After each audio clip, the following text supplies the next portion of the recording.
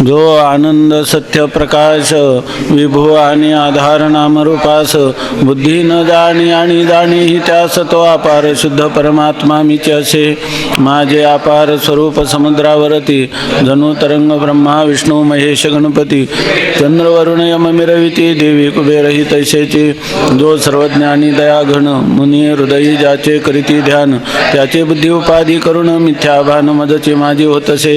ज्याच्या अज्ञानी भाषे जगत जसा दोरीवरी सर्प दिसत हृदयी ठाईना सर्प जगत ते स्वतंत्र आणि स्वयं ब्रह्म मीच असे. पुण्य पुरुषी सदैव निष्काम बोध प्राप्ती कारणी भजावा राम तो मीच आहे आत्माप्त काम तरी नमन कोणा करावे म्या. प्रकाशम व्यापकम नाम रूपयोः अधिष्ठानं बुद्ध्यबोध्यं बुद्धेर्दृग्यत्तु निर्मलम् अपारं सर्ववेदांत वेद्यं प्रत्यक्परं महा देवाहं नमत्वन्यदिति मे निश्चिता मतिः.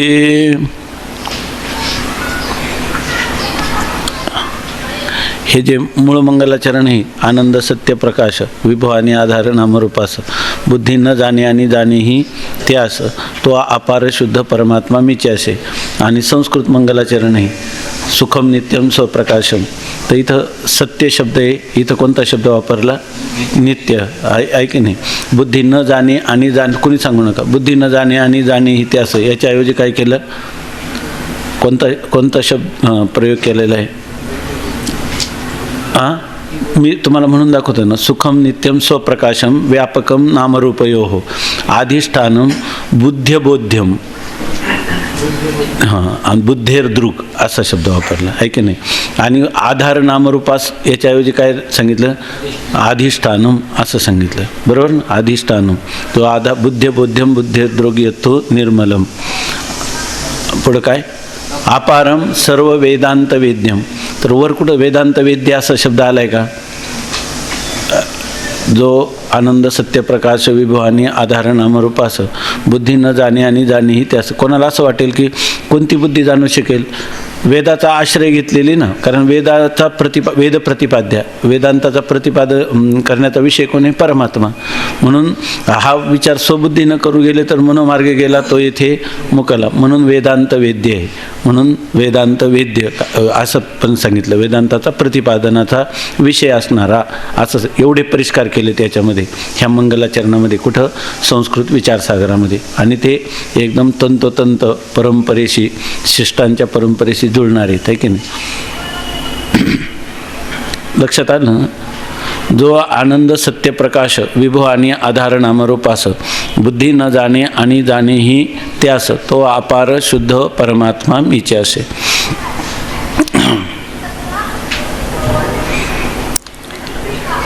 ग्रंथकर्त्यांनी मंगलाचरण केलं. ते कोणतं मंगलाचरण केलं? तर वस्तू निर्देश रूप मंगलाचरण केलं. मंगल कशाला म्हणतात? तर विघ्न ध्वंसानुकूल व्यापार विशेषः. आपण आरंभ केलेला जो ग्रंथ तो निर्विघ्नपणे परिसमाप्तीला प्राप्त व्हावा यासाठी शिष्टांच्या परंपरेनुसार मंगलाचरण करण्याची पद्धत आहे. ते मंगलाचरण 3 प्रकारचं आहे. आशीर्वादात्मक, नमस्क्रियारूप आणि वस्तुनिर्देश रूप. वस्तू म्हणजे परमात्मा वस्तू. त्या परमात्मा वस्तूचा निर्देश म्हणजे कथन करायचं किंवा निरूपण करायचं. ते निरूपण कोणतं? परमात्माची 2 रूप आहेत. हे सगुण रूप आणि निर्गुण रूप. तर सगुण रूपाला केलेलं मंगल हे सुद्धा वस्तुनिर्देश रूप आहे. आणि निर्गुण परमात्मा स्वरूपाला केलेलं वंदन हे देखील वस्तुनिर्देश रूप मंगलाचरण आहे. या ठिकाणी निर्गुण ब्रह्माला उद्देशून हे मंगलाचरण केलेलं आहे. कारण आनंद सत्यप्रकाश हे सर्व वर्णन कोणाचे? निर्गुण निर्विकार सच्चिद आनंद स्वरूप अद्वैत स्वरूप असणारा असंग निर्विकार नित्य शुद्ध बुद्ध मुक्त स्वभावान अशा परमात्म्याचं हे वर्णन केलेलं आहे. तर हे वर्णन केल्यानंतर मंगलाचरण केलं खरं, परंतु या मंगलाचरणामध्ये काही शंका येतात आणि त्या शंकेचं निराकरण या ठिकाणी करतात. आता ह्यावर अशी शंका येते, पहिली शंका अशी येते की तुम्ही ग्रंथ निर्विघ्नपणे समाप्त व्हावा म्हणून मंगलाचरण करावं, ही गोष्ट ठीक आहे, पण तुम्ही मंगलाचरण कोणाला केलं? आपल्या स्वतःच्या आत्म्याला केलं. म्हणजे तो परमात्मा मीच असे, म्हणजे ब्रह्मच आत्मा आहे, म्हणजे तुम्ही कोणाला केलं? आणि आत्माच ब्रह्म आहे, म्हणजे तुम्ही मंगल कोणाचं केलं? आपल्या आत्मस्वरूपाचं केलं, म्हणजे स्वतःच्या स्वरूपाचं वर्णन केलं, बरोबर ना? मंगल केलं. आणि आपण जर ही आशंका कोणाला येतात? ज्याचं अंतःकरण शास्त्राने सुसंस्कृत आहे, म्हणजे ज्याच्या अंतःकरणात शास्त्राचे संस्कार आहेत. आपण ज्याला मुस्लिम आहे, ख्रिश्चन आहे, किंवा ज्याला कोणते संस्कार झाले नाही, असा आपल्याही देशातला कोणी मनुष्य असेल, त्याला त्या वेदाची वगैरे काही गरजच नाही. त्यामुळे त्याला शास्त्राच्या कोणती गोष्ट कशी करावी, तस्मात् शास्त्रम प्रमाणन्ते, हे त्याला काही माहीतच नाही, तर तो कशाला या शंका करील? शंका कोणाला येतात? ज्याच्या अंतःकरणावर शास्त्राचे संस्कार झालेले आहेत. तर शास्त्र सुसंस्कृत असणाऱ्या एखाद्या पुरुषाला किंवा मुमुक्षुला ही शंका येऊ शकते. याच्यावर कोणत्या प्रकारची शंका येऊ शकते? तुम्ही म्हणता की तो परमात्मा मीच असे, आणि याला काय म्हणता? मंगल म्हणता. परंतु हे मंगल कोणाला केलं? तुम्ही स्वतःलाच केलं, नाही की नाही? परंतु आपण पाहतो कोणतंही कार्य सुरू केलं तर आपण म्हणतो सकळ मंगळनिधी श्री विठ्ठलाचे नामाधी, म्हणकारे जना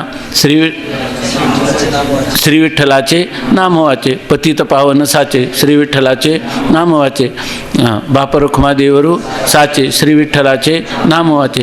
म्हणजे तुम्ही वंदन करायचं झालं तर आपण काय म्हणतो की सर्वात प्रथम ते नमिले आदी बीज, काय 21 ना, आकार उदर विशाल, आकार चरण युगल, उकार उदर विशाल, मकार महामंडल मस्तकाकारे, आहे की नाही? असं वर्णन केलेलं. कोणाचं केलेलं आहे? श्री गणेशाय नमः. गणपतीचं नमन केलं की नाही? माऊलीने केलेलं आहे की नाही? गणपती ही आपली इष्ट देवता आहे. किंवा कोणी आपल्या श्रीगुरूंना वंदन करतं, नमः श्री शंकरानंद गुरुपादांबुजन्मनी सविलास महामोह ग्राहग्रासैक कर्मणी तत्पादांबुरोह द्वंद्व सेवा निर्मल चेतसाम सुखबोधाय तत्वस्य विवेकोयम विधीयते. मंगलाचरण केलं कोणाला? आपल्या गुरूंना वंदना केली.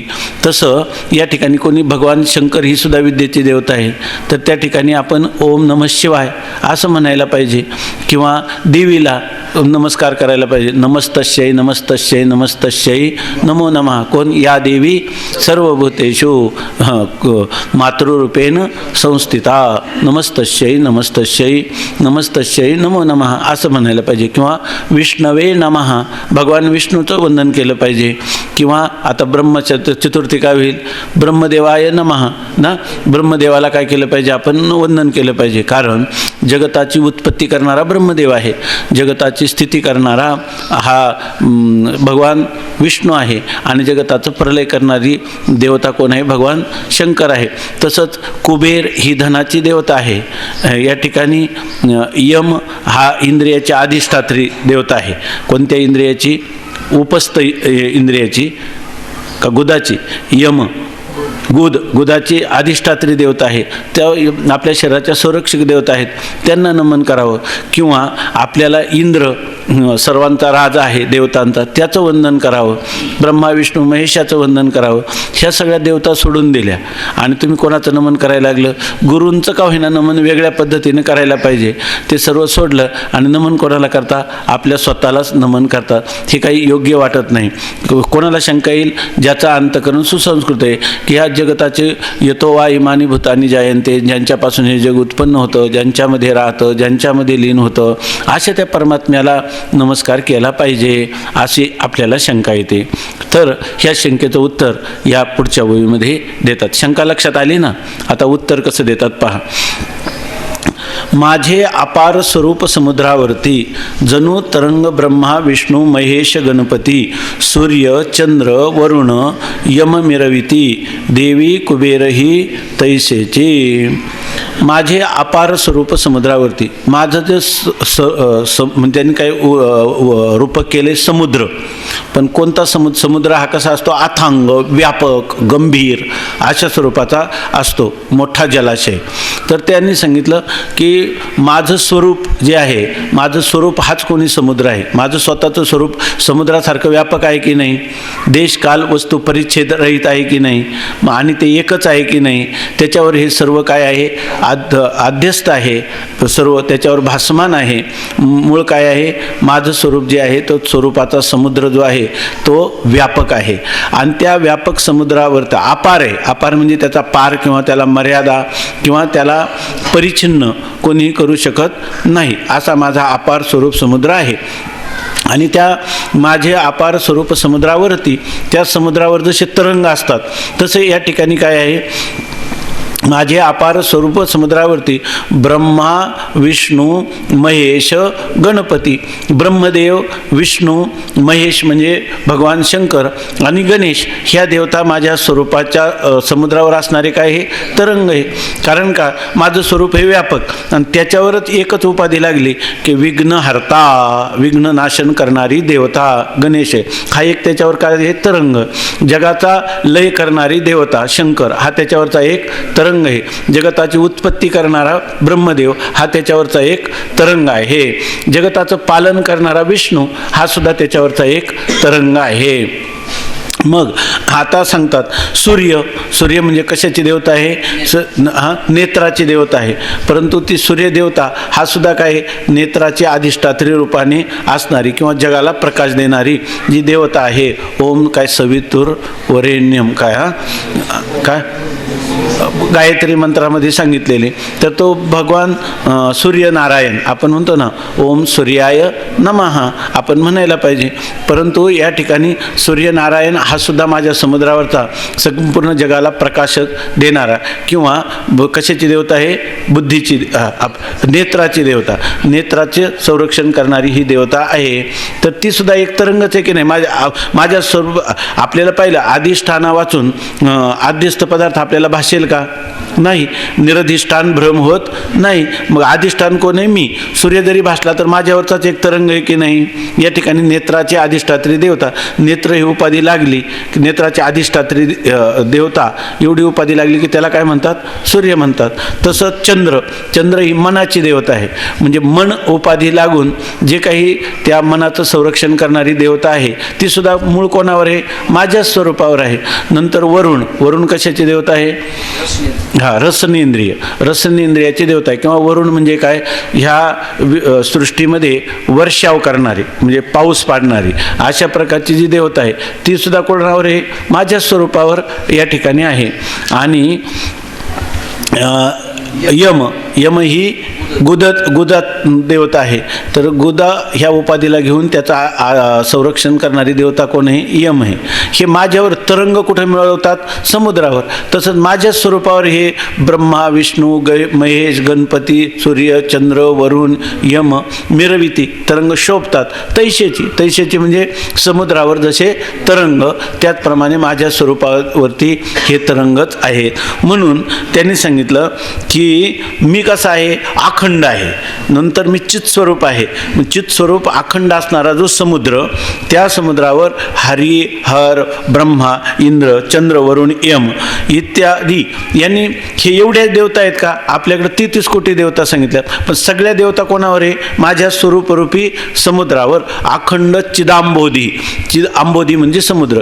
चित समुद्र असणारा जो मी किंवा सच्चिद आनंद स्वरूप असणारा समुद्र जो मी, चिदानंद घन समुद्र मी, त्याच्यावरच हे तरंग येते.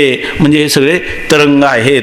म्हणून जर मी संपूर्ण जगत प्रपंचाचं कारण असणारा, आद्य कारण, अधिष्ठान असणारा मी, जर मी नमस्कार केला तर या सगळ्या देवतांना पोचला की नाही? पाण्याला सोडून तरंग आहे का? नाही. मग जर मी माझ्या स्वरूपाला जर वंदन केलं, जर गणेशाला वंदन केलं तर गणेशालाच होईल उपाधीनं असणाऱ्या. पुन्हा भगवान शंकर वेगळेच राहिले, भगवान विष्णू वेगळेच राहिले.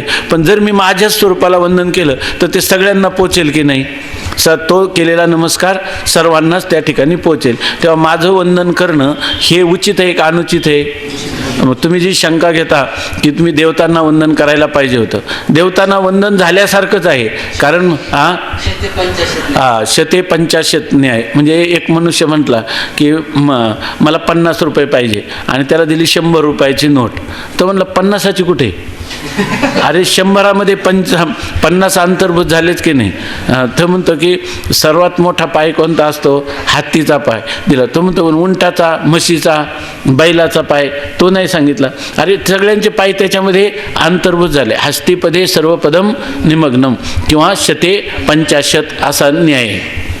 त्याप्रमाणे म्हणजे आपण जेव्हा काही वेदांत चिंतन करतो त्यावेळेला आपल्याला बऱ्याच वेळेला अशी शंका येते, कारण आपलं अंतःकरण जे आहे तर आत्तापर्यंत आपली इष्टदेवता किंवा अनेक देवतांचं आपल्याकडं त्याला काय म्हणतात, पंचदेवतांचे पूजन केलं जातं. म्हणजे त्याच्यामध्ये सूर्य, विष्णू, भगवान शंकर, देवी, सूर्य आणि गणेश या पंचदेवतांचं पूजन करण्याची पण भारतीय संस्कृतीमध्ये किंवा पुराणांना मानणाऱ्या लोकांमध्ये पद्धत आहे, पुराणमतवाद्यामध्ये. त्यामुळे आपल्याला हा संस्कार असतो आणि आपल्याला वाटतं आता हे करायचं झालं तर नमन कोणाला करायचं? आपल्यालाच करायचं असं आपल्याला वाटतं. आणि हे देवतांची पूजा तर सुटली, परंतु देवतांची पूजा सुटल्याचं कोणत्याही प्रकारचं आपल्याला दोष लागत नाही.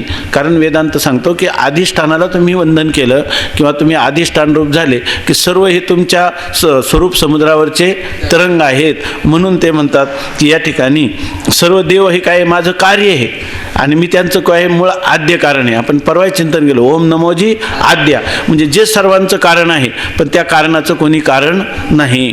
तर अशा प्रकारचं असणारा आद्य कारण म्हणजे त्याला म्हणतात विवर्तोपादान कारण. शिवाय संपूर्ण जग जरी उत्पन्न झालं, जग राहिलं, जगाचा लय झाला तरी त्याच्या मूळ स्वरूपामध्ये कोणत्याही प्रकारचा बदल होत नाही. म्हणजे त्याच्या वाचून काही होत नाही पण तो काही करीत नाही आणि करवीत देखील नाही. असं असणारं जे माझं आत्मस्वरूप आहे तो स्वरूप, ते स्वरूप परिच्छिन्न आहे का व्यापक आहे? ते समुद्राप्रमाणे अथांग अपार अशा प्रकारचं आहे. तेव्हा आपण जर आत्मचिंतन करायला लागलो तर आत्मचिंतनामध्ये ह्या सगळ्या देवता ज्या आहेत त्या देवतांना वंदन केलं नाही असं नसून त्या देवतांना वंदन होतंच. आता असं आहे उपनिषदामध्ये आलेलं आहे की ज्या वेळेला आपण ही वेदांत चिंतन करायला प्रारंभ करतो त्यावेळेला पहिल्यांदा अनेक प्रतिबंध येतात. अनेक लोक आपला बुद्धिभेद करतात, अनेक शास्त्रसुद्धा आपला बुद्धिभेद करतात.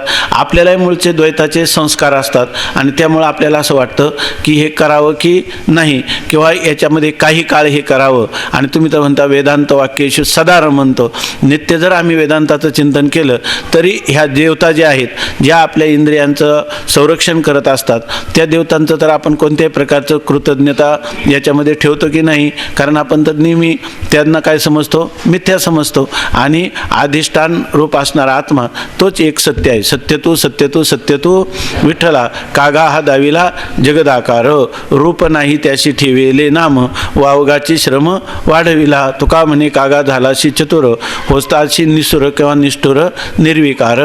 निर्विकार आत्म्याचं चिंतन केलं तर ह्या देवदेवतांचं भजन, सेवा किंवा आराधना आपल्याकडून होत नाही.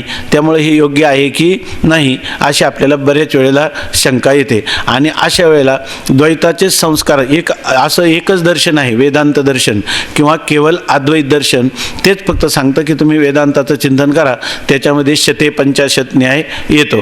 बाकीचे सगळे लोक म्हणतात उलट ह्या लोकांच्या नादी लागू नका, आपलं असणारं पूर्वीचं जे भजन पूजन तेही जाईल आणि याचा लाभ जो आहे तोही आपल्याला होणार नाही. मग आपली स्थिती अशी लोक सांगतात घरकाना घाटका. वेदांताचं चिंतन ऐकल्यामुळं सगुणाचं प्रेम जातं त्या ठिकाणी आणि सगुणाचं प्रेम जाऊन निर्गुणाचं अद्वैताचा जो लाभ आहे, याची देही याची डोळा भोगू मुक्तीचा सोहळा. दुःख काय जात नाही काय मुक्तीचा सोहळा भोगणार? त्याच्यापेक्षा तुम्ही अगोदरच सावध व्हा. अशा प्रकारचं आपल्याला बुद्धिभेद करणारी शास्त्र आहेत आणि तशा प्रकारचे व्यवहारात तर सगळं पडिली हे रूढी जगा परिचार, चालविती व्यवहार सत्य म्हणून अशा प्रकारची स्थिती आहे.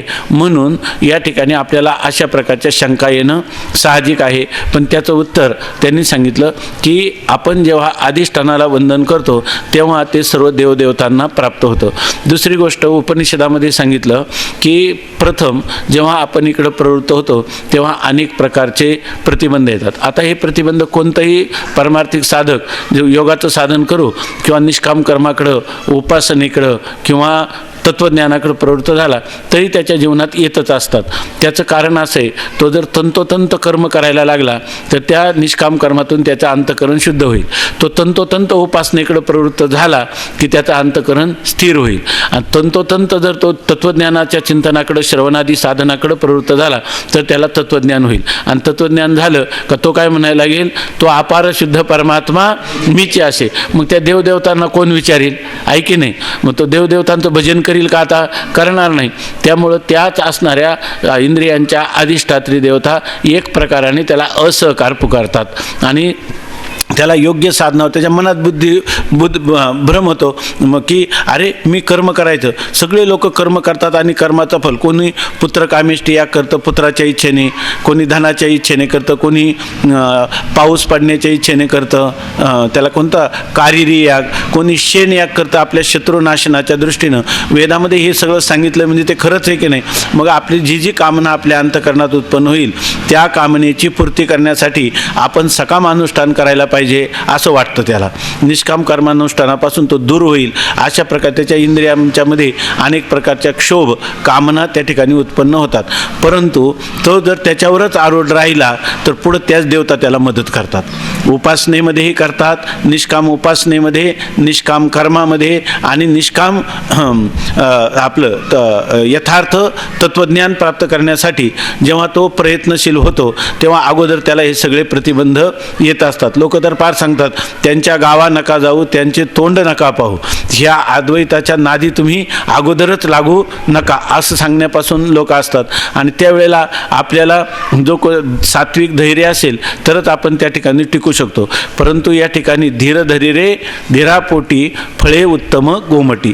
जर आपण या ठिकाणी धीर धरला आणि ह्या साधनावर आरूढ राहिलं तर आपलं पुढचं भवितव्य जे आहे तर ते यत्तदग्रे विषमिव परिणामे अमृतोत्पमम तत्सुखम सात्विकम प्रोक्तम आत्मबुद्धी आत्मबुद्धी प्रसादजम. त्याला आत्मज्ञानाचा प्रसाद, प्रसन्नता त्याला प्राप्त होते. पण अगोदर काय आहे, विष खाणे नागवे. विष खायला वाटतं का? जळत घरी न रिगवे, व्याघ्र विवरा न वचवे वस्ती जेवी. वाघाच्या इथं जायचं म्हणजे हे काम साधारण नाही. स्वामी महाराज सांगायचे हे वाघिणीचं दूध आहे. वाघिणीचं दूध कोणत्याही भांड्यात राहत नाही. किंवा आपण पहिल्या दिवशी चिंतन केलं होतं, वेदांताचं चिंतन करायचं म्हणजे सिंहाच्या गुहेत जायचं आणि सिंहाच्या मिशा उपटून आणायच्या, असं हे आहे. म्हणून आपल्याला हे काय वाटतं, अवघड आहे असं वाटतं. बहुनाम जन्मनाम अंते ज्ञानवान माम प्रपद्यते. अशी स्थिती असल्यामुळं आपल्याला वाटतं की अगोदरच आपण याच्यापासून परत फिरावं.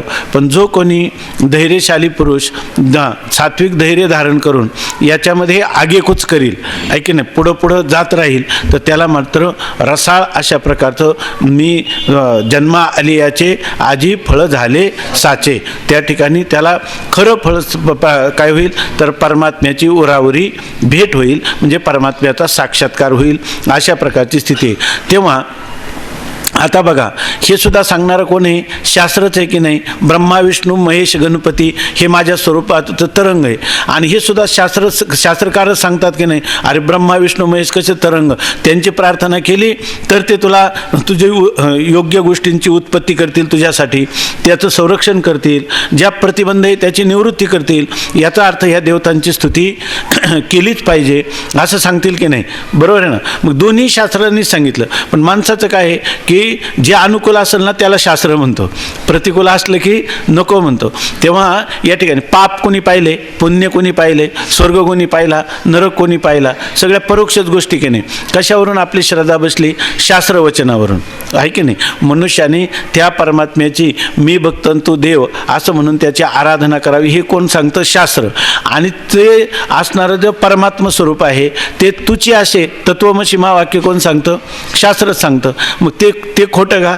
हां, आणि हे खरं. मग याचा अर्थ काय? तत्वमसी महावाक्यात जेव्हा द्वैत सांगतं, आपण परवा चिंतन केलं, ते अधिकार भेदाने सांगतं. ज्याच्या ठिकाणी विवेक वैराग्यादी नाही, बुद्धीची सूक्ष्मता तीक्ष्णता पवित्रता नाही, त्याच्यासाठी कर्म उपासना सांगितलेली, त्याला ते खरं आहे तोपर्यंत. जर तुमच्या अंतःकरणामध्ये वैराग्य निर्माण झालं, विवेक निर्माण झाला, ह्या सृष्टीचं आद्य कारण काय आहे हे जाणण्याची इच्छा निर्माण झाली, श्रवणामध्ये आवड निर्माण व्हायला लागली, मननामध्ये वेळ जातो तो सार्थकी वाटायला लागला, निधिध्यासनामध्ये जातो तो वेळ खऱ्या कारणी लागतोय असं वाटायला लागलं, तर तुम्ही काय झाले? श्रवणाचे अधिकारी झाले. कालच मी वाचलं, काल परवा, की त्यांनी सांगितलं नेमका ह्या श्रवणाचा अधिकारी कोण, मग आम्ही काय करावं? जर त्याचं एकच निकष स्वामी महाराज सांगायचे, रामानंद तीर्थांनी पण सांगितलं प्रश्नोत्तरीमध्ये, की ज्याला श्रवण करत असताना विषय समजतो आणि त्याची आवड निर्माण होते, किंवा हे मला ऐकलं पाहिजे, हे एक महत्त्वाचं आहे असं वाटलं ना, त्याने अनंत जन्मातल्या निष्काम कर्म आणि उपासना झाल्या असं समजायला हरकत नाही. आणि असं वाटत नसेल तर मग मात्र त्याने त्या केल्या पाहिजे. जर तुम्हाला वाटत असेल की विषय तर आम्हाला कळतो देवाच्या कृपेने, विषय कळतो पण पटतो पण, आणि असं वाटतं की हा विषय आपण झेपावा. स्वामी महाराज सांगायचे की मनुष्याला पहिल्यांदा हे विषय काय झाले पाहिजे? ज्ञानेश्वरी कळली पाहिजे, दुसरी गोष्ट पटली पाहिजे. खरं तर पहिले ऐकायला मिळाली पाहिजे, नंतर ती कळली पाहिजे, नंतर ती पटली पाहिजे, पटल्यानंतर ती झेपली पाहिजे. दात होठ खाऊन का होईना, कोणाचा अद्वेष्टा सर्व भूतानाम, कोणत्याही भूताचा मत्सर करायचा नाही. पण आता मत्सर तर उपस्थित होतो, पण आता भगवंताची वाणी ऐकणे, शास्त्राचं सांगणे, म्हणून कसं का होईना द्वेष करायचा नाही. सर्वाची मैत्री, दुष्ट त्याच्या आपल्या अंतकरणामध्ये त्याच्याविषयी दूषित भावना निर्माण झाली तरी तिचं काय रूपांतर करायचं?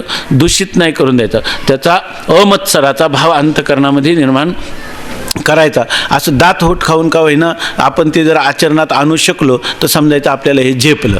आणि जर आपल्याला खरोखरच अद्वेष्टा सर्व भूताना मैत्र करून येवचे, कोणी जगामध्ये माझा कोणी शत्रूच नाही, सर्व काय माझे आत्मेच आहेत असं जर वाटलं, अवघी भूते साम्य आली देखील म्या कै होती, तर मग विश्वास तो खरा मग पांडुरंग कृपेचा, याला म्हणायचं का रंगून जाणं. आज तुकाराम महाराजांचा अद्वेष्टाचा भाव कसा रंगून गेलेला होता?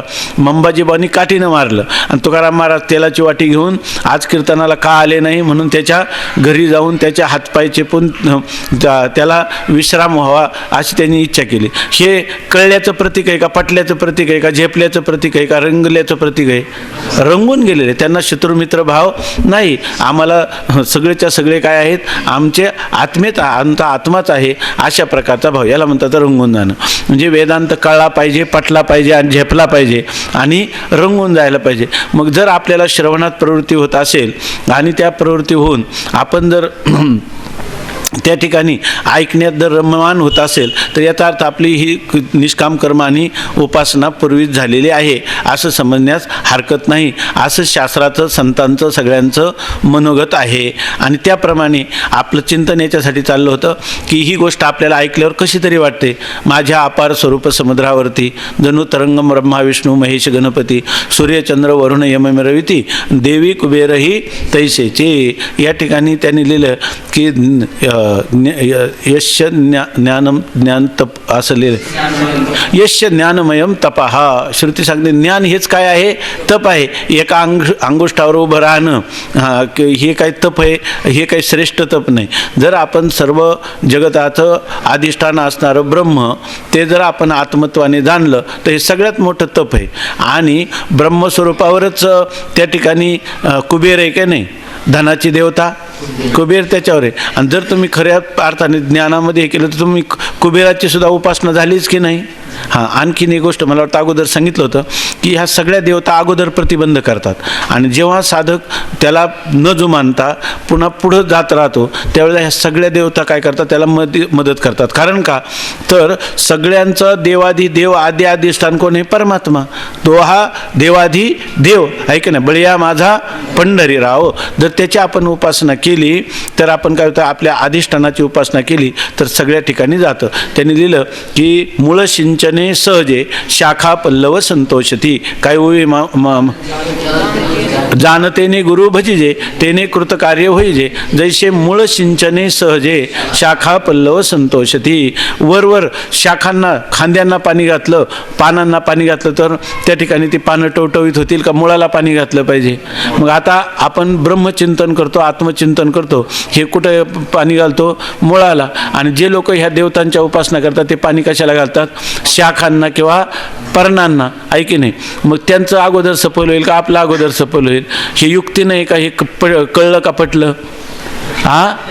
हे कळलं का पटलं?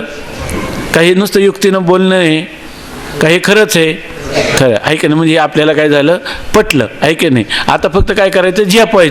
झेपायचं कधी? जर याच्यात रंगून गेलं तर स्वामी महाराज म्हणायचे तुम्हाला कळलं कधी म्हणायचं? कळलं कधी म्हणायचं? पटलं तर.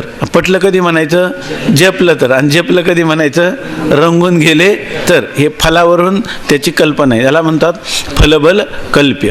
अशा प्रकारचे जे आराखडे संतांनी सांगितलेले ते कायम आपल्या लक्षात असले पाहिजे. आणि हे चिंतन आपण वारंवार जर केलं तर मग ही गोष्ट आपल्याला काल सांगितल्याप्रमाणे घट्टकुटी न्याय म्हणतो त्याला, किंवा दुसरं काय म्हणतात त्या स्तुनान निखनन न्याय याने आपल्याला कळते. परंतु ह्या गोष्टीवर आपली काय असली पाहिजे? श्रद्धा. पाप पुण्य दिसलं नाही तरी तुम्ही म्हणता की कलंजम मा भक्षे, मांस खाल्लं की पाप होते. हे तुम्हाला कशाने कळलं? शास्त्र हे म्हणतात. आणि तत्वमसी महावाक्य कोण सांगते? शास्त्र. जे वेदाचा अंतिम तत्वज्ञानाचा जीवनाचं अखंड अनंत कल्याण सांगणारा असा जो वेदाचा भाग आहे तोच तुम्हाला सांगतो ना, आहे की नाही? म्हणून त्याच्यावर आपली अतीव श्रद्धा ही असलीच पाहिजे. आणि त्याच्यामध्ये मग आता ही शंका येणार नाही ना, जर कोणी म्हटलं की ह्या देवदेवतांची आराधना केल्या पाहिजे, आमच्या चालूच आहे की नाही? याच्यामध्ये ह्या चालूच आहे. कारण आम्ही अपार स्वरूप समुद्रचं चिंतन करतो, त्याच्यावर ह्या सगळ्या लाटा ज्या आहेत त्याला सोडून आहेत का? त्याच्यामध्ये आहेच आहे. म्हणून आपल्याला असं वाटलं पाहिजे. एकदा स्वामी महाराज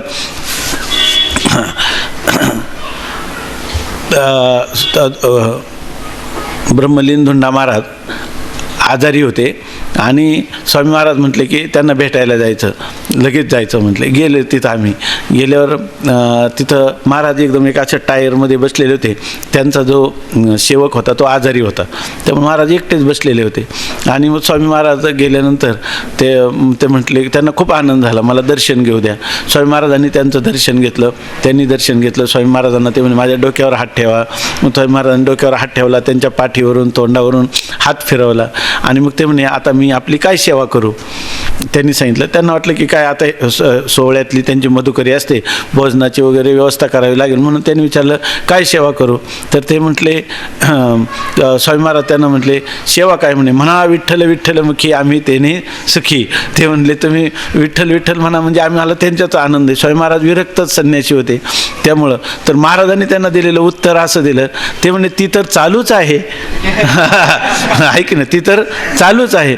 तसं आपल्याला कोणी म्हटलं हे देवदेवतांचं भजन पूजन करता का नाही? ते तर चालूच आहे. कारण आम्ही काय म्हणतो, माझे अपार स्वरूप समुद्रावरती जणू तरंग ब्रह्मा विष्णू महेश गणपती सूर्यचंद्र वरुण यम मिरविती देवी कुबेरही तैसेची. आता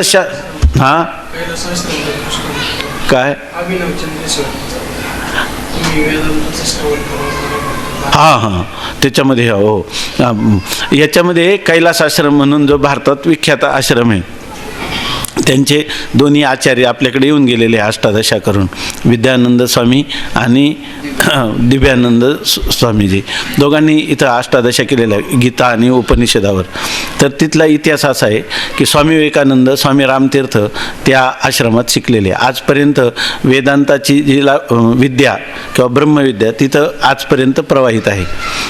तर तिथं एक स्वामी धनराजगिरी म्हणून त्याचे मूळ संस्थापक आहे. साधारणतः स्वातंत्र्यपूर्व कालामध्ये ते आश्रमाला मला वाटतं जवळ 110 वर्ष काहीतरी झालेले आहेत, आता 107 किंवा 10 वर्ष असे काही झाले. तर त्या आश्रमामध्ये असं झालं की तिथं सगळे आचार्य तिथंच राहायचे आणि विद्यार्थी तिथंच राहायचे गुरुकुलासारखे.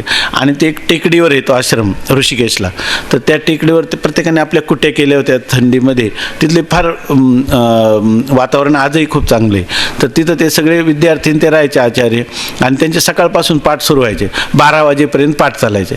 आणि पाठ झाले का सगळ्यांनी, आचार्यांनी आणि विद्यार्थ्यांनी आपापले मधुकरीचे फडके घ्यायचे आणि मधुकरी अन्नछत्र, तिकडे अन्नछत्राची पद्धत जास्त आहे, अन्नछत्र मधुकरी आणायची, खायची सगळ्यांनी आपापली मधुकरी, थोडीशी विश्रांती घ्यायची, पुन्हा पाठ सुरू संध्याकाळपर्यंत. रात्रंदिवस तिथं हेच विषय चालतात, आजही पण तिथं पाठ चालतात सारखे. तर असं एकच विशेष पीठ आहे आता भारतात की ज्या ठिकाणी वेदांत विद्येचे सगळे पंचपादिका सर्व पाठ चालतात. तर त्यांचे पाठ चालायचे. त्याच्यानंतर काय झालं की एकदा ते जे धनराजगिरी होते त्यांचा खूप मोठा इतिहास आहे. ते ज्या वेळेला कुठं त्यांना भंडाऱ्याला जायचं बोलावणं असलं ना, ते जाताना विद्यार्थ्यांच्या तुटलेल्या चपला ते आपल्या पाठीवर घ्यायचे सगळे आणि ते तिकडून शिवून आणायचे लांब 4-6 किलोमीटर. एकदा आणले, त्यांना ताप आला तर ते म्हणे 105 ताप होता त्यांना. डॉक्टरांनी सांगितलं तुम्ही एवढ्या तापात, पंजाबी शरीर होतं त्यांचं, तुम्ही कसे काय आले म्हणे. आणि सगळ्या विद्यार्थ्यांच्या चपला तुटलेल्या त्यांनी खांद्यावर टाकलेल्या होत्या, म्हणजे महापुरुष होते. तर त्यांना काय झालं की भगवान शंकर स्वप्नात आले आणि त्यांनी सांगितलं की हरिद्वारला एक हे, आम्ही ती जागा पण पाहिली, तर त्या गंगेच्या याच्यामध्ये प्रवाहामध्ये मी त्या ठिकाणी आहे पिंड म्हणजे, आणि ती तुम्ही घेऊन या असं त्यांना सांगितलं. तर त्यांना काय, आता हे वेदांताचे चिंतन करणार सर्व मिथ्या, जागृती मिथ्या, तर स्वप्न कुठं सत्य आहे, त्यांनी काही त्याचा विचार केला नाही. दुसऱ्यांदा त्यांना स्वप्न पडलं, दुसऱ्यांदा त्यांनी विचार केला नाही, तिसऱ्यांदा स्वप्न पडलं. तर त्यांनी सांगितलं मी तुझी वाट पाहते, तू घेऊन जा इथं. तर त्यांनी सांगितलं आम्ही संन्यासी, कुठं फुलं गोळा करत बसून तुझी पूजा करत बसू म्हणे, त्याला ब्राह्मणाचा अभिषेक, त्यांची दक्षिणा, पंचामृताचं स्नान, हे काय आम्हाला काही घडणार नाही म्हणे याच्यामुळं. त्यांनी सांगितलं त्याच्यासाठी मला यायचं नाही, तुमचं वेदांत तुम्ही सांगा, माझी व्यवस्था पूजेची मीच करून घेईल, असं त्यांनी सांगितलं भगवान शंकरांनी. मग नंतर तिथं गेले त्यांनी हरिद्वारला, ते काय रामकृष्ण मिशनचा आश्रम आहे तिथं. ते गेल्यानंतर त्यांनी सांगितलं, त्यावेळेला कोण स्वामी काहीतरी नाव आहे, अद्वैतानंद का अभेदानंद ते होते. नंतर तिथं काय असणारे इतर संन्यासी महात्मे होते, त्यांना त्यांनी सांगितलं की बाबा मला असं असं स्वप्न पडलं आणि ते अमक्या प्रवाहामध्ये मी आहे असं सांगितलं. ते म्हणे ठीक आहे आपण जाऊन पाहू म्हणून तिथं गेल्याबरोबर ते त्या ठिकाणी ते लिंग सापडलं. मग त्यांनी खांद्यावर घेऊन मिरवणूक करून ते लिंग तिथं आणलं याच्यामध्ये. तर ते म्हणे मला त्यांनी सांगितलं की तू माझी पूजाची व्यवस्था मी करेल, आजही तिथं पण फक्त तू मला वेदांत श्रवण कर असं सांगितलं. म्हणून तिथं आजही पद्धत आहे की चंद्रेश्वराकडे तोंड करून सारखं वेदांताचे पाठ चालतात, वेदांत सांगायचं. भगवान शंकराला सुद्धा काय वाटतं, वेदांत चिंतन केलं की त्यांनी तोच संतुष्ट होतो, ऐक नाही. म्हणून असं कधी वाटायचं कारण नाही की आपली साधना झाली पण आपला जप झालाच नाही, आज ध्यान झालंच नाही. जर खरं केलं पाहिजे मात्र, नाहीतर वेदांत जे काय ज्ञानगंगे नाहलो पूर्णता जेवणी झाले शांतीशी, ज्ञानगंगे नाहले पूर्णता जेवणी झाले इथपर्यंत ठीक आहे, शांतीशी आले पालव नव्हे. हे जर आपल्या अंतकरणात नसेल वेदांताच्या द्वारा तर तो वेदांत नाही, ते वेदांताचा आभास आहे आपल्या जीवनामध्ये. पण खराखुरा वेदांताचं चिंतन करत असेल तर त्याला काही नाही. तर ते आजही ते लोक पाठ सांगतात आणि पाठ भगवान शंकर ऐकतात, हीच त्यांची भावना आहे. 107 वर्ष झालं तरी, म्हणजे तशी परंपरा तर जुनीच होती त्यांची, पण आश्रमाची स्थापना होऊन इतके दिवस झालेले. तर त्या आता ही शंका झाली आपली की अनेक देवदेवतांचं भजन होत नाही, तर देवतांचं भजन होतं की नाही, होतं. आता दुसरी एक शंका येते, काही झालं तरी आपल्याला एक इष्टदैवत आहे की नाही. जे इष्टदैवत कोणाचं स्वरूप आहे, आपल्या ईश्वराचं स्वरूप आहे. दुसरा आक्षेप घेतलेला आहे त्यांनी. दुसरा आक्षेप असा घेतला आहे की हरिहर वगैरे देव आहे, ब्रह्मा विष्णू आणि महेश. तर ही जे, तर आपण काय म्हणतो, जगताच्या उत्पत्तीचं सामर्थ्य असणार, म्हणजे ब्रह्माला जगत उत्पत्तीची उपाधी लागली, बरोबर आहे ना, म्हणजे विशिष्ट असा उपाधी लागला, विशिष्ट माया म्हणजे कोणतं, जगत उत्पत्तीचं सामर्थ्य असणारी माया, हा उपाधी किंवा विशेषण लागलं म्हणजे माया विशिष्ट, बरोबर आहे ना. असे जे हरिहराधिक देव आहेत तर ते काय आहेत, तरंगस्थानी आहेत, त्यामुळे त्यांचे उपासना करण्याची गरज नाही. पण आपल्याकडे असा विचार आहे की आपल्याकडं मुख्य गोष्ट आहे बरं का, की अनेकत्वाकडून एकत्वाकडे जाणं. वेदांनी काय केले, अनेक देवता वेदानेच सांगितल्या आणि पुढं जाऊन काय सांगितलं, अनेक देवतांचं आधिपत्य करणारा एकच ईश्वर आहे. त्याला म्हणतात एकेश्वरवाद. वेदांनी काय सांगितलं? अनेक ईश्वर सांगितले नाहीत. जर अनेक ईश्वर म्हटलं तर सारखी त्यांची भांडणंच होत राहतील ना एकमेकाच्या ह्याच्यामध्ये. त्याच्यामध्ये ते आता आपल्याकडे वर्णन केलं जातं की ज्या वेळेला ह्या स्वर्गामध्ये देवता आहेत तर त्या देवतांचं एकमेकामध्ये सुद्धा काय कोणीच समाधानी नाही. इंद्र म्हणतो का ब्रह्मदेव श्रेष्ठ, ब्रह्मदेव म्हणतो विष्णू श्रेष्ठ, तो म्हणतो शंकर श्रेष्ठ. अशा प्रकाराने त्यांच्यासारख्या स्पर्धा चाललेल्या आहेत ह्या देवतांच्या. म्हणून तर आपले हे जे वेदांती तो काय म्हणतो, ऐहिक आणि पारलौकिक सुखाला कंटाळलेला असतो. कारण कोणतंही सुख जे आहे ते त्या सुखामध्ये क्षय आणि अतिशय या नावाचा दोष नसला पाहिजे. क्षय अतिशय दोषांनी रहित असं समाधान जीवाला आवश्यक आहे. क्षय म्हणजे काय? एखादं सुख मिळालं आणि ते हळूहळू जर कमी होत राहिलं तर असं सुख पाहिजे का आपल्याला? नाही. कारण का? आता ते सांगतात ना की तया पुण्याची पावटी सरे, सवेची इंद्रपणाची उटी उतरे, परतोनी येऊ लागती माघारे. का कीर्तनात आपण ऐकतो ना, तो इंद्र होता तोच काय झाला? मुंगळा झाला. आहे की नाही? म्हणजे याचा अर्थ त्या पुण्यामध्ये काही क्षय झाला की काही नाही. आता अतिशय नावाचा दोष आहे. म्हणजे त्याच्यापेक्षा आपल्यापेक्षा जर त्या माणसाला, एखाद्या माणसाजवळ 100 रुपये असले आणि एखाद्याला लाख रुपये असले, तो काय म्हणतो? मी गरीब आहे. आणि समजा एखाद्याजवळ कोटी असले तर तो स्वतःला काय तो गरीब. मग त्याच्यामध्ये तरतम भाव आहे की नाही? निरतिशयता आहे का त्याच्यापेक्षा? त्याच्या समान कोणी असला तरी माणसाला सहन होत नाही. आणि अधिक असल्यावर तर कसं सहन होईल? मग आणि बरं त्याचं तर ऐश्वर्य आहे, खातो पितो सगळं, जेवढ्या गरजा आहेत तेवढ्या पूर्ण होतात, तरीसुद्धा त्याला समाधान आहे का? नाही. कारण त्याच्यामध्ये अतिशय नावाचा काय आहे? दोष आहे. एकाच्या खाली जे त्याच्यापेक्षा मी श्रेष्ठ वाटतो, अहंकार होतो. वर जो आहे त्याच्याकडे जास्त पाहिलं तर आपल्याला आपण दुर्बळ किंवा आपल्या ठिकाणी काहीतरी त्रुटी वैगुण्य आहे असं आपल्याला वाटतं. स्वर्गामध्ये हे असेल म्हणून तुकाराम महाराज म्हणतात की स्वर्गाचं आम्हाला काय? स्वर्ग भोगतेही न लगती असार. कोण निळोबराय म्हणतात का? क्षणे होते जाती क्षणेची नश्वर, येथे हरिसंगे क्रीडो निरंतर, सर्व सुखाचे हा जोडला आगरव. या ठिकाणी आम्हाला असं वाटतं की हे जे देवदेवता आहे ना, ह्या क्षयातिशय दोषांनी युक्त असे ते भोग आहे, आम्हाला नको. म्हणून आपल्याकडे वेदांत चिंतन करणाऱ्याला थोडं जरी, काल परवाच मी वाचलं, थोडं ऐहिक सुख किंवा यत्किंचित पारलौकिक सुखाची आशा अंतःकरणात असेल तर तो मनुष्य कधीच मुक्त होऊ शकत नाही. त्याला स्वर्गातल्या सुखाचं थोडं कौतुक वाटलं किंवा भौतिक सुखाचं थोडं कौतुक वाटलं तरी तो मनुष्य मुक्त होऊ शकत नाही. अशा प्रकारची स्थिती आहे. म्हणून ऐहिकीचे का पारत्रीचे भोग पायिक झालिया इच्छेचे, परी भोगावे हे नरुचे मना माझे. म्हणून आपल्या जीवनामध्ये जर तू एखादा श्रीमंत मनुष्य, एखादा पुढारी आणि मंत्री आपला शिष्य झाला आणि मग आपण कृतकृत्य झालो म्हणलं तर आपण कधीतरी मुक्त होणार आहे का? कधीच मुक्त होणार नाही. याच्यामध्ये कोणी जरी असला, आमच्या दृष्टीनं काय ऐकीचे का पारत्रीचे असं. इथं एक ते महात्मा आहे, त्यांचा फोटो आहे. इथं एक त्या चरोलीचे सरपंच आले आणि ते त्यांच्याबरोबर ते जिज्ञासू होते, अर्थात चांगले होते. ते परमार्थी काही शंका विचारायचे, तासन तास त्यांच्याजवळ बसायचे. आपल्या त्या खोलीमध्ये फोटो आहे त्यांचा, ते नाव सांगत नव्हते, संन्यासी आहेत अजून ते. तर त्यांच्याजवळ तो मनुष्य आला आणि तो काय म्हटला की आता आपलं कोणतरी दुसरे लोक आले, त्यांनी सांगितलं हे चरोलीचे सरपंच आहे. ते म्हणे सरपंच हे क्या बाला आहे? ते म्हणणे एकदा निवडून आले की 5 वर्ष राहतं. मग ते म्हणले म्हणजे हे 5 वर्ष, ते म्हणजे जसं गांडूळ पावसाळ्यात जन्मतात 21 दिवस असतं तसं हे 5 वर्ष राहणार आहेत का? म्हणजे असं म्हणजे आपल्याला असं कोणाची श्रीमंती पाहून जर अंतःकरणात थोडं कौतुक वाटत असेल किंवा त्याच्याकडून आपल्याला काही मदत होईल असं जर अपेक्षा अंतःकरणात भाव असेल तर हा मनुष्य कधी मुक्त होण्याचा अधिकारी नाही. मुक्तता अशी गोष्ट आहे का सगळ्यातूनच मुक्त, कशाचंच कौतुक. स्वामी महाराज म्हणायचे जोपर्यंत आपल्याला जगात कशाचंही कौतुक वाटतं, कशाचं म्हणजे मुक्तीचं सुद्धा कौतुक वाटतं, तोपर्यंत मुक्त होणार नाही. मुक्तीचं तरी काय कौतुक आहे? मी पूर्वीच मुक्त होतो का आता मुक्त आहे? पूर्वीच मुक्त होतो. उलट वेडगळपणा केला आणि बद्ध समजला, हा भ्रम गेला. त्याची मला काय वाटते आता? लाज वाटते, आहे की नाही? का कौतुक वाटतं त्याचं? लाज वाटते, आहे की नाही? त्याच्याबद्दल मला वाटतं की काय कारण नसताना मी उगीच बांधला गेलो होतो असं म्हणतात, आहे की नाही? त्यांना त्याचं कौतुक वाटत नाही. म्हणून आपल्या वेदांत श्रवण करणाऱ्या जीवन जगण्याची एक शैली आहे. त्याचं दुसरं उदाहरण त्या स्वामींचं सांगतो. ते इथं आले त्यावेळेला मला वाटतं किती साल 84-85 काहीतरी होतं, काय लक्षात नाही. तर ह्या महापूर आला होता इंद्रायणीला, पाणी पारवर पायऱ्यांपर्यंत चढलं होतं.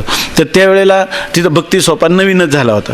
तर त्या भक्ती सोपानवर ते असे कफल्लक संन्यासी म्हणजे संघ संग्रह काय कर, फक्त त्यांच्याजवळ एक छाटी त्यांचं आणि गीता आणि उपनिषदांचा 10 उपनिषद गीता एवढंच त्यांच्याजवळ साहित्य, दुसरं काहीच नाही. ते अंथरणा पांघरण्याचं जे आहे ना ते सुद्धा बरोबर नेत नाही त्यांच्या भ्रमणामध्ये, जसं त्यांना मिळेल त्याप्रमाणे राहतात. आता जवळजवळ ते 20 वर्ष याच्यात होते, नर्मदेच्या आंब्याखाली एका राहत होते.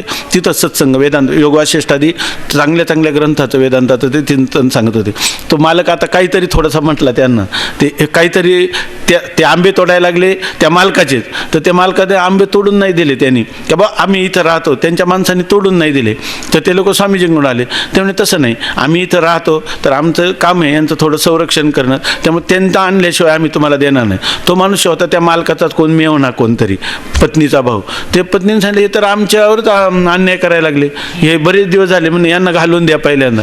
ते म्हणे बा तुम्ही असं केलं, आमच्या माणसाला दिलं नाही म्हणे. मग ते म्हणे मग तुमचं म्हणणं काय? म्हणे आमचं म्हणणं एवढंच आहे की आता तुम्ही तुमची व्यवस्था करा. त्यांनी लगेच उचललं आणि निघून गेले. आता पुन्हा नर्मदेच्या काठावर दुसऱ्या कुठे एकांत स्थळामध्ये राहतात. सांगायचं काय की अशा प्रकारचं कोणत्याही प्रकारचं मनुष्याला मुक्ततेकडे जो प्रयाण करतो त्याला कोणाचंच कौतुक किंवा कोणत्याही प्रकारची आसक्ती किंवा संग ज्याला आपण म्हणतो, न करी रे संग राहे रे निश्चळ लागो निधी मळ ममतेचा, ममता पण नाही आणि अहंता पण नाही. अशा प्रकारचं ज्याचं जीवन असेल तोच याच्याकडे जाऊ शकतो. तर त्यांचं उदाहरण असं झालं की ते त्या भक्ती सोपांवर कोणतरी त्यांना पोतं दिलं आणि त्या पोत्यावर ते तिथं रात्र काढली. मंदिर 11 वाजता बंद झाल्यावर मंदिरामध्ये थांबून दिलं नाही. मग आता थांबणार कुठं? 4 वाजता यायचे ते आणि ती पहिली पायरी आहे ना वर दरवाजाचे, तिथे येऊन कुडकुड करत बसायचे. आणि आषाढ महिन्याचे दिवस होते, आपले माऊलीचं प्रस्थान झालेलं होतं, तर त्याच्यामध्ये राहायचं. 2-3 दिवस झाल्यावर मग कोणीतरी त्यांना आणखीन काहीतरी पोतं बितं दिलं. मग आमची भेट झाल्यावर आम्ही त्यांना म्हटलं हे तुम्हाला एखादा कपडा आणून देऊ का? तर त्यांनी एक सतरंजी घेतली, पण अंगावरचा कपडा घेतला नाही, कारण संन्याशाला जुनं कपडा देऊ नये म्हणून त्यांनी तो स्वीकारला नाही नियमाप्रमाणे. पण आम्हाला ते काही नियम माहीत नव्हतं. पुष्कळ आग्रह करून एक त्यांना जुना रग आम्ही दिला. परंतु त्यांना इतकी सर्दी झाली आणि नंतर ताप आला. तेव्हा एकादशी वारी आली होती. एक आमचे जवळचे आहे ते आले महिन्याच्या वारीला, खूप श्रीमंत आहेत. तर त्यांना मी म्हटलं की बा हे असे साधू आहेत आणि त्यांची व्यवस्था नाही. तर मग ते म्हटले की ठीक आहे, त्यांना आपली त्यांची खोली इथं एक ह्या महाराजांच्या धर्मशाळेत खोली त्यांची. मग ते म्हणे आपली खोली देऊ. आम्ही बल्ब वगैरे लावला तिथं आणि म्हणलं त्यांना काहीतरी कपडा द्या तुम्ही याच्यामध्ये. ते म्हणे ठीक आहे, आपली एकदम भारी घुंगडी देतो. आणि नंतर मग आम्ही ते इथं बसले होते इंद्रायणीच्या याच्यावर, कबीरबाबांचं घर आहे ना, तिथं बसले होते ओट्यावर. मग आम्ही आलो, त्यांनी घुंगडी आणली. ती त्यांनी घुंगडी भारी होती खूप, पण ती घुंगडी त्यांची वापरण्याची होती. त्यांनी ती घुंगडी आली त्यांना द्यायला लागले, तर ते काही घेईनात. आता मी म्हटलं यांना आवश्यकता आहे, मलाही माहीत होतं जुने घुंगडी ते घेऊ नये म्हणून, ते मला माहीत झालं होतं. पण ते ऐका ना, म्हणलं स्वामीची तब्येत ठीक नाही, तुम्ही घ्या घुंगडी. त्यांनी ती घुंगडी घेतली शेवटी त्या याच्यामध्ये आणि त्यांच्या मांडीवर ठेवली. तर मी म्हटलं राहू द्या. मग आणि म्हटलं ही खोलीची पण व्यवस्था झालेली आहे. तर तितक्यात ते म्हणे अहो आम्हाला तर काहीतरी दान करायला द्या ना, संधी द्या ना म्हणे. तो मनुष्य म्हटला, तो श्रीमंत मनुष्य कसाही असला त्याच्या अंतःकरणात थोडंसं अहंकाराचं स्फुरण असतं, एक प्रकारचं ज्याला आपण म्हणतो मत्तता ती असतेच. स्वामी महाराज पण सांगायचे किती श्रीमंत किती नम्र असला तर त्या नम्रतेमध्ये सुद्धा त्याच्या ठिकाणी अहंकार असतो. म्हणून त्याप्रमाणे ते म्हटले हे घ्या याच्यामध्ये, आम्हाला तरी काही सेवा करायला मिळू द्या, संधी मिळू द्या म्हणे. ते म्हणे माझी सेवा करायला लागला तो. त्यांनी हिंदीतून सांगितलं सगळ्या जगाचा प्रभू स्वामी मी आणि तू मला दान करायला लागला का म्हणे. जर दिली फेकून त्याच्या अंगावर.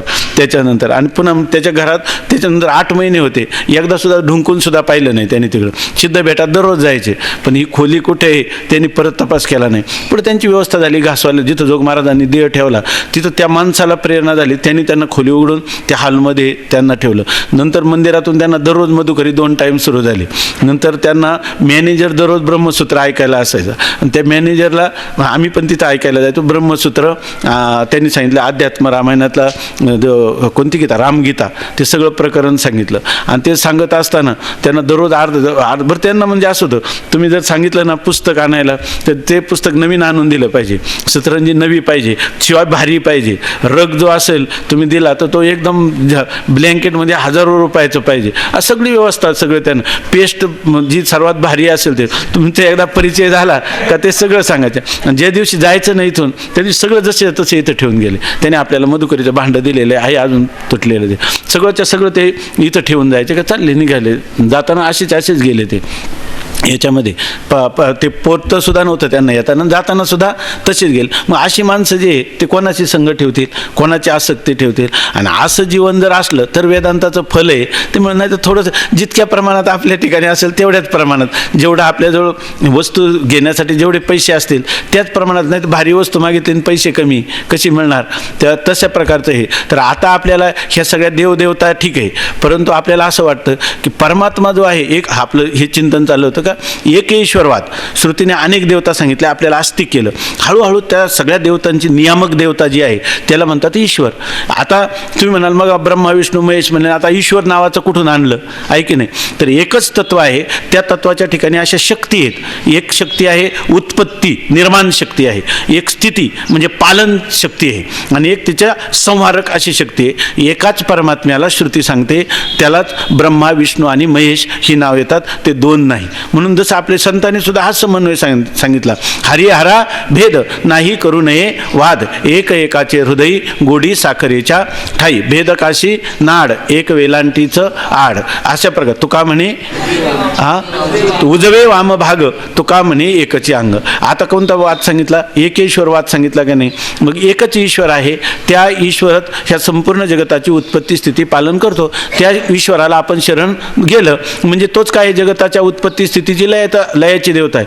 तुम्ही तुमच्या स्वरूपाला वंदन कशाला करता, ईश्वराला तरी वंदन करायला पाहिजे होतं. म्हणून तुम्ही जे वंदन करता ते ईश्वराला, एक असणारा जो ईश्वर त्याला वंदन करायला पाहिजे. तुम्ही एक ईश्वराला वंदन केलं का नित्य शुद्ध बुद्ध अशा तुमच्या आत्मस्वरूपाला वर्णन केलं तर ही गोष्ट काही बरोबर नाही. अशी शंका येणं बरोबर आहे की नाही. तुम्ही छोट्या छोट्या मोठ्या देवताला नका शेंदरी इंदरी दैवते, कोणपती पूजी भुजिये खेते, आपुल्या पोटाचे रडते मागती शिथे अवधान, असं तुम्ही त्याचं स्वरूप सांगितलं. त्यांची पूजा नाही का करीना.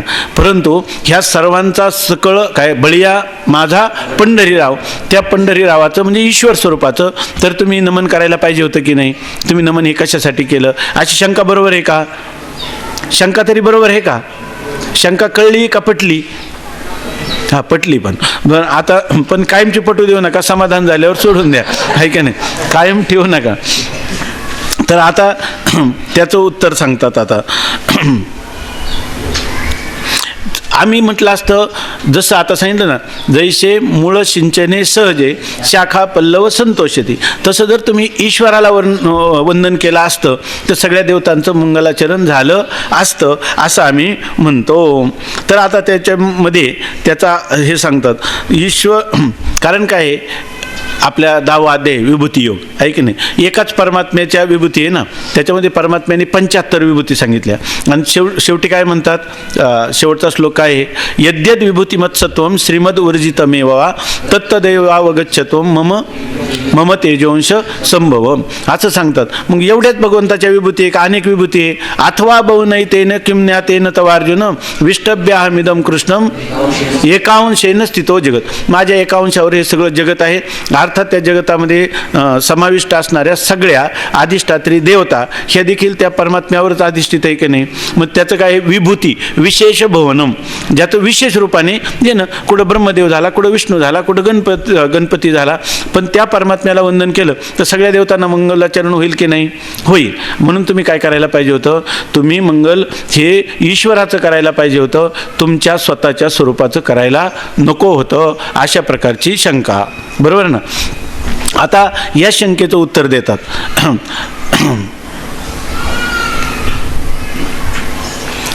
योगी पुरुष ह्याचं चिंतन करत असतात ह्या ईश्वराचं. कारण का, तस्य वाचक प्रणव, त्याचा वाचक शब्द कोण आहे, प्रणव, ओंकार रूपाने.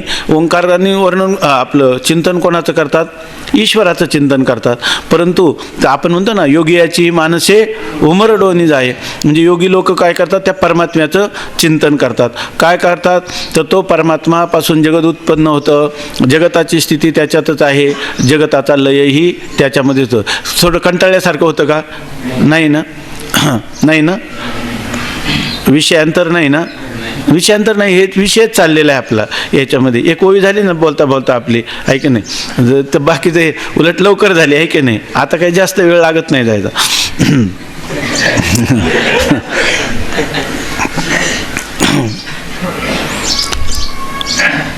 जी माया आहे ना, ईश्वर कशाला म्हणतात? माया ज्याला उपाधी लागली त्याला म्हणतात ईश्वर, आहे की नाही? आणि माया उपाधी जी आहे, तर माया आहे त्रिगुणात्मक. माया कशी आहे? त्रिगुणात्मक, सत्व रज आणि तम. तर ही मायेचे सत्वगुणाची उपाधी लागली की त्याला म्हणतात विष्णू. मायेच्या रजोगुणाची उपाधी लागली की ब्रह्मदेव. मायेच्या तमोगुणाची उपाधी लागली की त्याला म्हणतात शंकर. मग ईश्वराला वंदन केलं तर ईश्वराची उपाधी कोणती आहे? माया. मग ह्या तिन्ही देवतांना वंदन झाले की नाही? तिन्ही देवतांना वंदन झाली, बरोबर आहे ना? परंतु ते म्हणतात ह्याच्या तिन्ही देवता काय माया उपाधी आहे ना, पण माया उपाधी आहे खरी, बरोबर ना? माया उपाधी आहे खरी. ईश्वराला नमन केलं तर ह्या तिघांनाही नमन होईल. परंतु जर आम्ही आमच्या स्वरूपालाच, चित समुद्र जो आहे, त्या स्वरूप समुद्र जो आहे, तर त्याला जर आम्ही वंदन केलं तर त्याच्यावरच ही माया आद्यस्त आहे की नाही, बरोबर का? आणि त्या मायेच्या 3 गुणांवरच ह्या देवता आहेत की नाही. मग जर आम्ही आमच्या स्वरूपाला वंदन केलं तर ईश्वराला हे वंदन झालंच की नाही? कारण ईश्वर म्हणजे काय? माया उपाधी लागलेलं चैतन्य. आम्ही वंदन कोणाला केलं? चैतन्याने. पण चैतन्यावरच माया उपाधी की नाही का? आपण नेहमी लक्षात ठेवायचं, निरधिष्ठान भ्रम होत नाही. आद्यस्थ पदार्थाला अधिष्ठानावाचून स्वतंत्र सत्ता नाही, असं जर म्हटलं आणि जर तुम्ही त्या व्यापक अधिष्ठानाचं चिंतन केलं तर तुमचं वंदन ईश्वराला झालं की नाही? ईश्वराला पण वंदन झालं. मग आता तुम्हाला चिंता करण्याचं कारण आहे का काही? का उलट हेच योग्य आहे की नाही? त्या एक देवतांचं 33 कोटी देवतांचं स्मरण करावं का एका ईश्वराचं स्मरण करावं? 33 कोटी देवतांपेक्षा एका ईश्वराचं करावं, किंवा त्यांच्यात आतमध्ये आणून ब्रह्मा विष्णू महेशाचं करावं? त्याच्यातून कोणाचं करावं? ईश्वराचं करावं, आहे की नाही? पण समजा ईश्वराचं वंदन केलं तर ईश्वर नावाचं जे तत्व आहे ते म्हणजे काय? ईश्वर नावाचं तत्व झालं कसं? मायाचं अधिष्ठान चैतन्य आणि त्याच्यामध्ये पडलेलं प्रतिबिंब, आहे की नाही? मग समजा अधिष्ठान कोण आहे? प्रतिबिंब कोण आहे? ईश्वर. मायेमध्ये पडलेलं प्रतिबिंब कोण आहे? ईश्वर.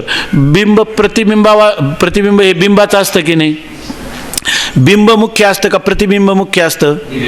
का बिंब असलं तरच प्रतिबिंब आहे, बिंब बाजूला केलं तर प्रतिबिंब नाही. मग जर तुम्ही बिंबालाच, मूळ बिंबालाच, म्हणजे अधिष्ठान चैतन्यालाच, माया अधिष्ठान चैतन्याला वंदन केलं तर त्या चैतन्यावरच अधिष्ठित असणारी, आश्रित असणारी, आद्यस्थ असणारी माया, तिच्यामध्ये प्रतिबिंब कोणाचं आहे? ईश्वराचं.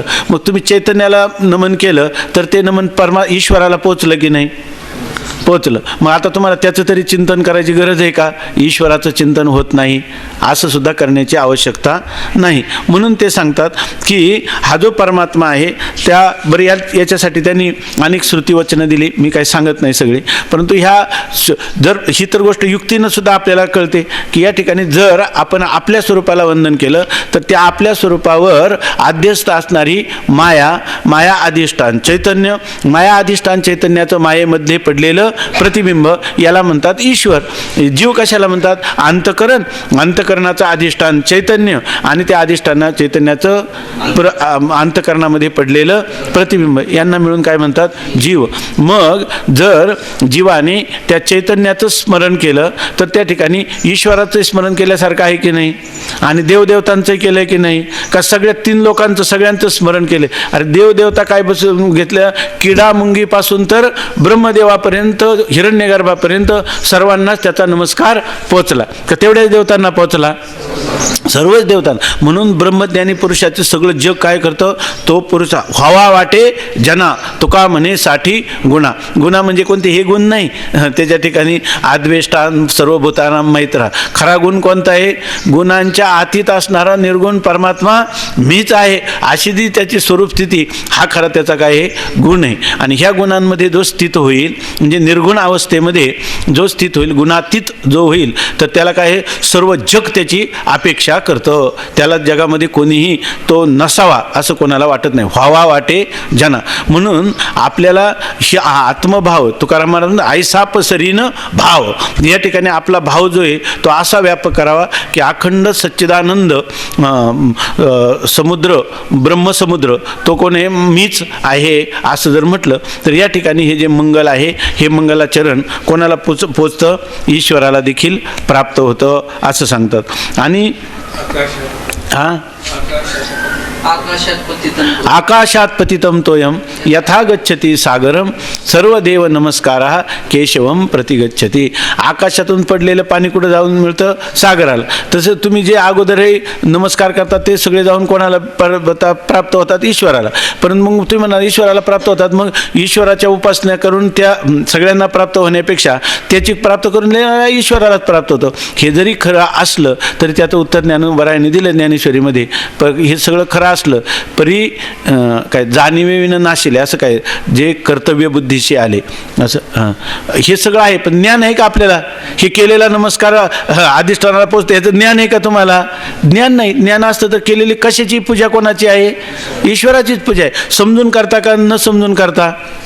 ही पूजा जी करायची ती जाणून करता का तुम्ही? काय परी काय जाणीवे हां काय परी एकीची या कल्पिले अनेकतो जे परी ज्ञाने विन नाशिले जे बुद्धिभेदाशी आले ते एकीची परी कल्पिले अनेक तया एकीची परी कल्पिले अनेकतो. एकच परमात्मा आहे, त्याला अनेकत्वाची कल्पना केली का नाही? कारण जे बुद्धिभेदाशी आले, बुद्धिभेदाशी आले म्हणजे भेदबुद्धीशी आले.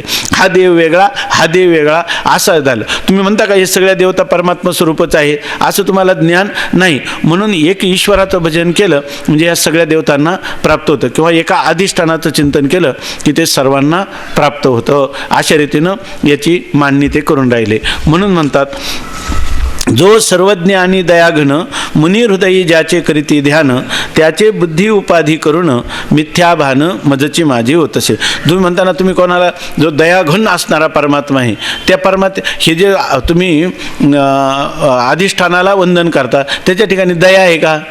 निष्ठुरता आहे का? का त्याला कोणताच गुण नाही? त्याच्या ठिकाणी ते अगुण आहे. आहे की नाही? सगुण निर्गुण गुणाचे अगुण, सगुण निर्गुण गुणाचे. स्वामी महाराज सांगायचं असा अन्वय करायचा. परवा मी जरा वेगळ्या पद्धतीने वाचला कुठंतरी, तो पण चांगला आहे. पण आता स्वामी महाराज सांगायचे सगुण निर्गुण गुणाचे. सगुण तरी काय आहे? गुणच आहे. आणि निर्गुण म्हणता म्हणजे गुण आहेत त्याच्या सापेक्ष तुम्ही त्याला निर्गुण म्हणता, म्हणून ते सुद्धा काय आलं पुन्हा? गुणात. आणि परमात्मा कसा आहे? सगुण निर्गुण गुणाचे अगुण हरी अगुण हरिविन. हरी कसा आहे? खरा अगुण आहे. इथं हरी म्हणजे कोण? अधिष्ठान हरी. तो कसा आहे? अगुण. आणि त्याच्या विन मन व्यर्थच आहे. तुम्ही जर त्याची गुणातल्याची उपासना करा तर ती काय आहे? व्यर्थ आहे. आणि अगुण हरीची उपासना करणार तर ती काय आहे? सार्थ आहे. तेव्हा जो सर्वज्ञ आणि दयाघन जो दयाळू परमात्मा आहे की जो काय कोठे न दिशे पाहता उडी घाली अवचिता आम्हासाठी अवतार मत्स्य कुर्मादी सुकर मोहे धाव घाली पाना नाम घेता पंढरी राणा. आई कोठे न दिसे पाहता उडी घाली अवचिता काय आम्हा घाली पाठीकडे आपण कळी काळाशी भिडे तुका म्हणे कृपानिधी आम्हा उतरी नावेमध्ये. असा परमात्मा आहे की नाही? तो एक ईश्वर आहे की नाही? मग त्या ईश्वराचं भजन तुम्ही करायला पाहिजे की नाही? कारण तो सर्वज्ञ आणि दयाघन आहे. तुमचा जो अधिष्ठान आहे ते सर्वज्ञ एका ज्ञेय ज्ञानस्वरूप आहे. आणि त्या सर्वाला जाणणारा परमात्मा जो आहे तो सर्वज्ञ आहे. पुन्हा तो सर्वज्ञ असून नाही तर तो कसा आहे? भक्तासाठी करुणाकर आहे की नाही? म्हणजे तो कसा आहे? दयाघन आहे. आणि आपल्याला माहिती आहे मुनी हृदयी ज्याचे करीते ध्यान. मुनी म्हणजे मननशील. अशा प्रकारचे जे महापुरुष आहे ते ज्याचं हृदयामध्ये अखंड ध्यान करतात त्यांची उपासना तुम्हाला केली पाहिजे. त्यांना मंगल केलं पाहिजे. ते दिलं सोडून आणि तुम्ही कोणाला करता? आपल्या अधिष्ठानाला करतात. हे काय तुमचं खरं आहे का? ते म्हणतात आमचं खरंच आहे, पण ते समजून घ्यावं लागेल. कसं? त्याचे बुद्धी उपाधी करून मिथ्या भान मजची माझी होत असे या ओळीमध्ये उत्तरार्धाने सांगतात. ते उद्या पाहू. पुंडलिक वरदा हरी विठ्ठल श्री ज्ञानदेव तुकाराम ज्ञानेश्वर महाराज की जय. म्हणा.